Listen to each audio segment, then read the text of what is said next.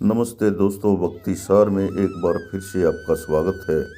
हम अक्सर ईश्वर को ढूंढने के लिए मंदिरों, तीर्थों और पहाड़ों की यात्रा करते हैं, लेकिन क्या आपने कभी सोचा है कि जिस सुकून की तलाश में हम भटकते हैं वो अक्सर हमारे अंदर ही कहीं छिपा होता है। आज के इस वीडियो में हम जानेंगे कि वास्तव में परमात्मा का निवास कहाँ है और कैसे हम अपने अशांत मन को भक्ति के मार्ग पर ले जा सकते हैं। एक पुरानी कथा है, जब मनुष्य ने ईश्वर से पूछा कि प्रभु, मैं आपको कहाँ खोजूं, तो ईश्वर ने मुस्कुराकर कहा, पुत्र, मुझे खोजना है तो अपने कर्मों में खोजो, अपनी करुणा में खोजो। भक्ति सार चैनल केवल घंटों हाथ जोड़कर बैठने में नहीं है। असली भक्ति वह है जब आप किसी भूखे को भोजन कराते हैं या किसी दुखी मन को सहारा देते हैं। शास्त्र कहते हैं, ईश्वर सर्वभूतानाम, अर्थात ईश्वर हर जीव के हृदय में निवास करते हैं। हमारा मन एक तालाब की तरह है। जब हम इसमें क्रोध, ईर्ष्या और लालच के पत्थर गिराते हैं तब इसकी लहरें शांत नहीं होंगी और हम अपनी आत्मा का प्रतिबिंब नहीं देख पाएंगे। शांति पाने के लिए आपके पास जो है उससे ही धन्यवाद कहें। फल की चिंता छोड़कर अपने काम को ईश्वर को समर्पित कर दें।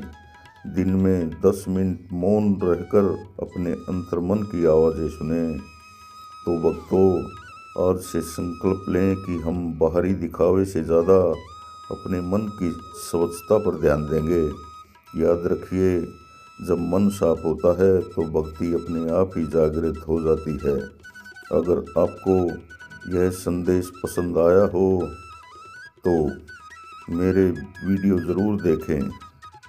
भक्ति के ऐसे ही गहरे और प्रेरणादायक वीडियो देखने के लिए हमारे चैनल को सब्सक्राइब करना न भूलें। दोस्तों, एक सवाल यह है कि अगर ईश्वर हमारे अंदर है तो हमें महसूस क्यों नहीं होता, हमें शांति क्यों नहीं मिलती? इसका जवाब हमारे रोज़मर्रा के जीवन में छिपा है। हमारा मन एक ऐसे बाजार की तरह हो गया है जहां इच्छाओं का शोर है, क्रोध की धूल है और ईर्ष्या का धुआं है। जब तक यह शोर शांत नहीं होता, हमें ईश्वर की आवाज़ सुनाई नहीं देती। हम मंदिर जाते हैं लेकिन वहाँ भी हमारे दिमाग में घर की परेशानियाँ या व्यापार की चिंता चलती रहती है। हम माला जपते हैं लेकिन हाथ माला पर होता है और मन मोबाइल की नोटिफिकेशन पर। यह भक्ति नहीं, केवल एक क्रिया है जो असली भक्ति में ठहराव है। भक्ति सार का अर्थ केवल धूप बत्ती जलाना नहीं, बल्कि असली भक्ति वह है जो आपके व्यवहार में दिखे। अगर आप मंदिर से बाहर निकलकर किसी ज़रूरतमंद को देखकर मुंह फेर लेते हैं तो आपकी पूजा अधूरी है। अगर आप अपने घर में ऊंची आवाज़ में बात करते हैं और बाहर जाकर मीठे भजन गाते हैं तो वह भक्ति केवल दिखावा है। भगवान श्री कृष्ण ने गीता में स्पष्ट कहा है कि वह हर चीज़ में निवास करते हैं। इसका मतलब है कि जब आप किसी इंसान के चेहरे पर मुस्कान लाते हैं तो आप साक्षात ईश्वर की सेवा कर रहे होते हैं। यही वह भक्ति है जो आपको मानसिक शांति देती है। अगर आप वाकई अपने जीवन में बदलाव चाहते हैं तो इन 3 सूत्रों को अपनाएं। पहला सूत्र, स्वीकार भाव। जो बीत गया उसे बदला नहीं जा सकता, जो होगा वो आपके हाथ में नहीं है। वर्तमान को ईश्वर का प्रसाद मानकर स्वीकार कर लें। भक्ति को सेवा में जोड़ें। पशु पक्षियों को दाना डालना, किसी की मदद करना, ये सब प्रार्थना के ही रूप हैं। रोज़ाना कुछ समय मौन बैठें, बिना कुछ मांगे, बस उस परमात्मा की स्थिति को महसूस करें। जैसे मन शांत होगा, आपको लगेगा कि आप अकेले नहीं हैं। कोई शक्ति है जो आपका हाथ थामे हुए है। भक्तों, याद रखिएगा, मंदिर जाना बहुत अच्छी बात है, लेकिन मंदिर से जो संस्कार मिलते हैं उन्हें अपने जीवन में उतारना उतनी ही सच्ची भक्ति है। ईश्वर को बाहर खोजने की बजाय खुद को ऐसा बनाइए कि खुद ईश्वर आपके हृदय में रहने को मजबूर हो जाए। आज की इस चर्चा को हम आगे बढ़ाएंगे ताकि आपको ऐसा लगे कि हम कुछ बातें सीख रहे हैं। निश्चित रूप से अक्सर लोग पूछते हैं कि हम सालों से पूजा कर रहे हैं पर हमें वो दिव्य शांति क्यों नहीं मिलती। भक्तों, इसका एक बहुत बड़ा कारण है भ्रम। हम सोचते हैं कि ज़्यादा से ज़्यादा धार्मिक अनुष्ठान करना भक्ति है। हम तीर्थों की कतारों में खड़े रहते हैं लेकिन हमारे भीतर का क्रोध कम नहीं होता। याद रखिए, यदि गंगा में स्नान करने के बाद भी हमारे विचार गंदे हैं तो हमने केवल शरीर धोया है, आत्मा नहीं। भक्ति का मार्ग कठिन नहीं है, बस इसे समझने का नज़रिया बदलना होगा। हम ईश्वर से सौदा करते हैं, हे प्रभु मेरा यह काम कर दो, मैं इतना चढ़ावा चढ़ाऊँगा। यह भक्ति नहीं, व्यापार है। सच्ची भक्ति तो वह है जहाँ आप कहें, प्रभु जो आपकी इच्छा है वही मेरी इच्छा है।